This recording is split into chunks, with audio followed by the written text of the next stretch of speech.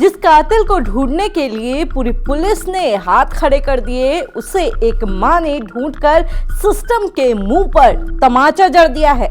नमस्कार, मैं हूं रक्षिता बोरा और आप देख रहे हैं खबर उत्तराखंड। मेरे पास कोई जादू की छड़ी नहीं है, बिना नंबर के गाड़ी के खोजना मेरे बस की बात नहीं।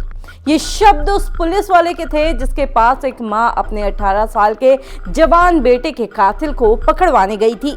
पुलिस ने फाइल बंद कर दी थी, लेकिन फिर उस मां ने जो किया उसे आज लोग मां के प्यार की ताकत बता रहे हैं। दरअसल 2024 के 15 और 16 फरवरी की दरमियानी रात 18 साल का श्रुतिज चौधरी अपने एक दोस्त के साथ सड़क पर टहल रहा था।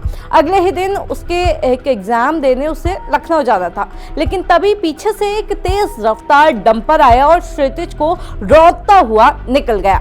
हैरत की बात यह है कि श्रुतिज 45 मिनट तक रोड में तड़पता रहा, लेकिन पुलिस और एम्बुलेंस को फोन करने के बावजूद दोनों वक्त पर नहीं पहुंचे। और जब एम्बुलेंस पहुंची तब उन्हें दून अस्पताल ले जाया गया। इसके बाद उन्हें एम्स ले जाया गया, लेकिन 17 फरवरी 2024 को इलाज के दौरान श्रुतिज ने दम तोड़ दिया। श्रुतिज की मां ललिता चौधरी, जो पेशे से एक ब्यूटिशियन है और पिछले 9 सालों से अकेले मेहनत मजदूरी करके अपने बच्चों को पाल रही थी। 18 फरवरी 2024 को बेटे का अंतिम संस्कार करने के बाद 19 फरवरी को ललिता चौधरी ने थाने में मुकदमा दर्ज कराया।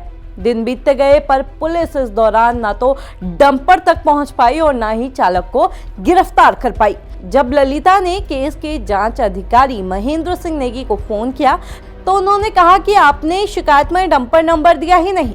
वहीं अधिकारी ने ललिता से ये तक कह दिया कि मेरे पास कोई जादू की छड़ी नहीं है कि मैं इतनी जल्दी कातिल को ढूंढ लूं। एक जवान बेटे को खो चुकी मां के लिए ये शब्द काफी चुभने वाले थे। खैर, पुलिस ने हाथ खड़े कर दिए और मामले में फाइनल रिपोर्ट यानी एफआईआर लगा दी गई। यानी पुलिस की तरफ से केस अब बंद हो चुका था। इसके बाद ललिता ने तय किया कि अगर सिस्टम साथ नहीं देगा तो वो अपनी लड़ाई खुद लड़ेंगी। जिस डंपर को खोजने में पुलिस के पसीने छूट गए थे, उसे खोजने के लिए ये मां खुद सड़कों पर उतर आई। ललिता चौधरी ने प्रेमनगर से लेकर डकरानी तक की खाक छानी। एक दो नहीं बल्कि पूरे 100 से ज्यादा सीसीटीवी कैमरों की फुटेज खुद चेक की। महीनों तक थानों के और सड़कों के चक्कर काटे और आखिरकार एक दिन उनकी नजर उस कातिल डंपर पर पड़ी गई।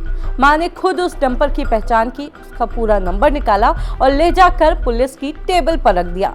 नंबर मिलने के बाद भी पुलिस ने कोई एक्शन नहीं लिया। पुलिस हाथ पर हाथ धरे बैठी रही। कातिल खुलेआम घूमता रहा और मां 3 महीने तक थाने के चक्कर काटती रही। सबसे पहले तो 17 तारीख को पुलिस ने एफआईआर नहीं लिखी। जब मैंने बच्चों को भेजा, किसी को घर में से भेजा कि जाके वहाँ पे एक कंप्लेन कर दो।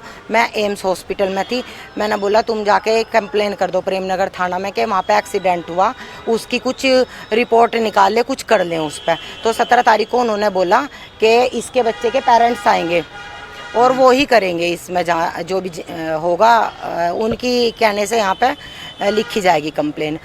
फिर 17 को तो ख़त्म ही हो गया था बेटा, 18 को कहाँ होश रहनी थी मैंने उसकी। 19 तारीख को फिर मैं अपने आप गई प्रेमनगर थाना में, तब मेरी कंप्लेन लिख के इन्होंने आगे की कार्रवाई धीरे धीरे कर दे, कुछ नहीं करा।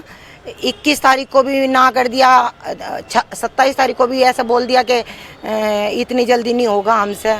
जो आईओ थे, थोड़ा सा आईओ ने इसमें सतर्कता नहीं दिखाई। जब नीचे के अधिकारियों ने सुनी नहीं उनकी, तो ललिता सीधा देहरादून के एसएसपी प्रमेंद्र डोभाल के पास पहुंच गई। उन्होंने अपना सारा दर्द और खुद की जुटाई हुई इन्वेस्टिगेशन जो है एसएसपी को सौंप दी। सारे सब अधिकारियों से मिली हूँ शुरू से ही। बेटे के ख़त्म होने की डेथ वो करने के बाद ना उसको अग्नि आहुति के लास्ट अगले ही दिन से शुरू हो गई थी, 19 तारीख से। और जगह जगह पूछ के मैं थक चुकी थी। फिर मुझे जाकर लास्ट में मिली गई कामयाबी। पता नहीं भगवान जी ने मेरी सुन ली कि मुझे उस डंपर का नंबर मिला। अब मैं उसका नंबर जागृत कर दिया, इन लोगों को लिख के दे दिया। ये लोग उस पर कार्रवाई करने के लिए तैयार हैं, कर रहे हैं, बहुत अच्छा सहयोग कर रहे हैं।